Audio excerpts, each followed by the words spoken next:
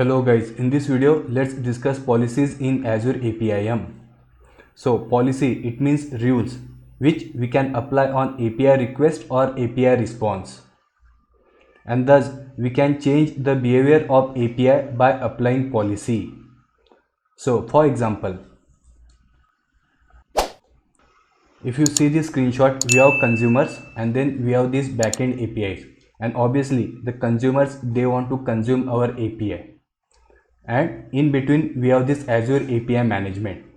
So basically when consumer wants to consume our API, the request first reaches to Azure API Management and it is handled by this API gateway. So basically policies, they are handled by this API gateway. So for example, when consumer calls our API, that means request is reaching this API gateway. So API gateway can apply policy on this request, or let's say this backend API has been called and now backend API has returned the response.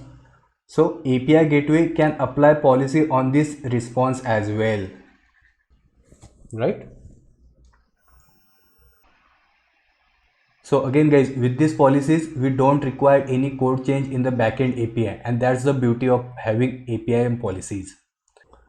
And now guys, let's discuss a few examples of policy. So for example, we can apply rate limit to restrict the number of incoming calls from a developer. So that will be our rate limit policy.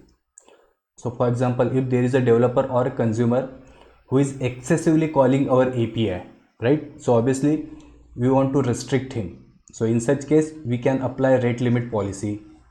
Then we can filter the request that come from certain IP addresses. So for example, we can block malicious IP addresses.